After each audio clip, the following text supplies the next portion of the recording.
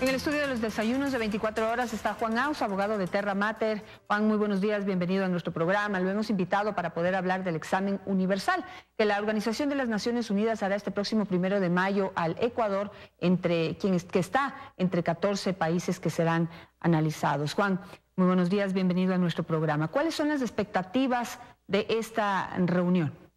Buenos días, Janet, muchas gracias por la invitación. Bueno, el examen periódico universal es un examen al que se someten todos los países que son miembros de Naciones Unidas, los 193 países. Es un examen que se da cada 4 años y medio en el seno de Naciones Unidas en Ginebra y básicamente es una examinación que el Consejo de Derechos Humanos de Naciones Unidas hace a cada uno de los países en función de sus obligaciones de derechos humanos que ha contraído a raíz de los instrumentos ratificados. El Ecuador es es miembro del Consejo de Derechos Humanos y es miembro también de Naciones Unidas y ha ratificado casi todos los tratados internacionales de derechos humanos. Entonces esto le hace sujeto a ser parte también de este examen. Las perspectivas yo creo que no son muy buenas desde el punto de vista de los derechos humanos. Concretamente, mi organización acompañamos a varias organizaciones indígenas, a varios procesos de incidencia ante este proceso, justamente a raíz de varios informes que hemos hecho en conjunto sobre violaciones a los derechos de pueblos indígenas. Entonces, bajo esta perspectiva específicamente, yo creo que el Ecuador va a recibir muchas recomendaciones por parte de los países que son miembros de Naciones Unidas para que el Ecuador pueda cumplir con sus obligaciones desde los estándares internacionales de derechos humanos, que es algo que no está sucediendo. Por ejemplo, nosotros denunciamos bajo nuestros informes cuatro perspectivas de los derechos de los pueblos indígenas, específicamente una falta de consulta previa, libre e informada en el contexto de proyectos y programas que puedan afectar derechos colectivos, el derecho a la libertad de asociación de organizaciones, no solo de la sociedad civil, pero específicamente organizaciones indígenas, el derecho a la vida de los pueblos en aislamiento y la criminalización de la protesta. Bueno, digamos, ustedes fueron uno de algunos grupos que fueron a exponer sus preocupaciones en torno al tema de violación de derechos humanos aquí en el Ecuador. También Fundamedios fue a exponer el tema de violación y pues todos los problemas que hay con el tema de libertad de expresión. ¿Cuáles son, digamos, las preocupaciones o las violaciones que en este caso el Ecuador habría cometido? ¿Qué es lo que expusieron a ustedes? Bueno, sí, es cierto que varias organizaciones de la sociedad civil se hicieron eco de una estrategia de incidencia dentro del marco de Naciones Unidas. Pero esta incidencia comenzó mucho tiempo antes, ¿no? Justamente hay que recalcar que el examen periódico universal es una instancia formal de Naciones Unidas, es un mecanismo único en el mundo de examinación de derechos humanos y hay varias instancias para participar, ¿no? El Consejo de Derechos Humanos lo que hace es receptar a través de un grupo de trabajo un informe oficial del gobierno. Igualmente la Oficina del Alto Comisionado de Naciones Unidas para los Derechos Humanos también emite otro informe y adicionalmente la sociedad civil emite informes alternativos, que fue lo que nosotros hicimos, y esta, digamos, es la primera fase de incidencia, ¿no? Justamente es una estrategia que permite contrastar la información. Entonces, otra fase de incidencia es aquí hablar justamente con embajadas sobre el tema para que ellos puedan hacerse eco de nuestras recomendaciones y también tuvimos la oportunidad de estar en Ginebra para conversar con las misiones permanentes en Ginebra. Entonces, en ese sentido, lo que nosotros pudimos recabar en nuestros informes es, por ejemplo, en el caso particular de pueblos indígenas, es justamente la expansión, a raíz de la expansión de la frontera extractiva en territorios indígenas y en áreas protegidas, digamos, es el elemento que cataliza varias violaciones de derechos humanos. Como ya dije, el derecho a la consulta previa no está siendo implementado, no está siendo respetado. Por ejemplo, recordemos el caso de la 11ª ronda de licitaciones petroleras o ronda sur-oriente, donde a raíz de un decreto ejecutivo se regula un derecho fundamental, que es el derecho al consentimiento previo, libre e informado, que no tuvo una participación para la elaboración de este decreto y solo se consultó al 15% de las personas que van a ser afectadas. Entonces eso, digamos, es una actividad, es una acción que violenta los derechos de los pueblos indígenas porque no está cumpliendo con los estándares internacionales. Igualmente tenemos información de cómo el gobierno a través de la Secretaría de la Gestión de la Política solamente registra y otorga personería jurídica a ciertas organizaciones que le son afín y que son afín a sus políticas extractivistas, más no a otras organizaciones que son más críticas, como es el caso de la Confeniae. Igualmente es conocido por todos la violación al derecho a la resistencia, al derecho a la protesta, al derecho a la libertad de asociación y asamblea pacífica. ¿Cómo es posible que el gobierno siga criminalizando a líderes indígenas que simplemente están reaccionando a esta política extractivista que afecta a sus derechos, que afecta a sus territorios? No se está cumpliendo con lo que dice la ley, con los postulados de derechos humanos. Ahora, el gobierno seguramente en su informe, digo yo, argumentará que todas esas protestas, para hablar del decreto 16 y también del derecho a la resistencia, argumentará y presentará videos, me imagino, de que esas protestas no son pacíficas sino violentas, que ha habido policías heridos, que ha habido confrontación con la autoridad, digamos, de control del orden. Y allí, ¿cuál podría ser, cuál esperan ustedes que sea la respuesta de las Naciones Unidas? Hay que recalcar que el examen, primero que nada, en el entorno en cómo se da el examen es dentro del marco del Consejo de Derechos Humanos de Naciones Unidas.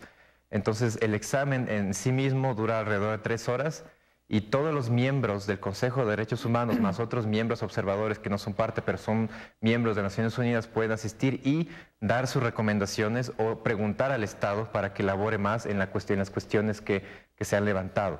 Entonces, a diferencia de espacios como por ejemplo en la Comisión de Derechos Humanos, en las audiencias temáticas, aquí el Estado no va a tener mayor oportunidad, digamos, de presentar la información en forma bajo la forma de propaganda, digamos, porque al mismo tiempo va a ser preguntado y cuestionado por los mismos estados. Entonces es un examen mucho más riguroso, digamos, y justamente se basa en información contrastada. Entonces, lo que esperamos es que, como ya pasó, por ejemplo, el ciclo pasado, en 2012, el Ecuador ya se sometió a este examen y se dieron varias recomendaciones. O sea, muchos de los países dieron muchas recomendaciones que lamentablemente no se han cumplido a lo largo de los 4 años y medio desde el último examen. Entonces, eso también es parte de los documentos que hemos presentado y fundamentamos el por qué no se han cumplido.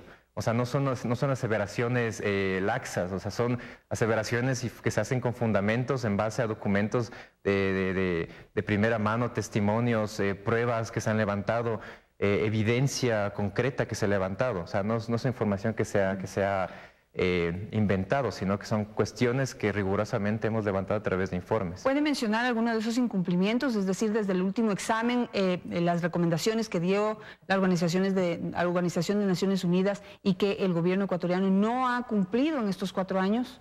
Bueno, para dar un ejemplo, el caso de la sociedad civil en el Ecuador es un clarísimo ejemplo de lo que se ha venido denunciando y no solo afecta, como bien dije, a los pueblos indígenas, sino a la sociedad civil en general. Por ejemplo, lo que pasó con Fundación Pachamama, lo que pasó con la UNE, lo que casi que se consume con Acción Ecológica y con Fundamedios, son claros ejemplos de cómo el gobierno no está cumpliendo con el respeto a los espacios cívicos, a los espacios de deliberación de la sociedad civil, que son espacios que son legítimos y que no deberían ser restringidos, menos aún por un decreto ejecutivo, que es ahora el 739 y que ahora está siendo elevado a categoría de ley, por un proyecto de ley.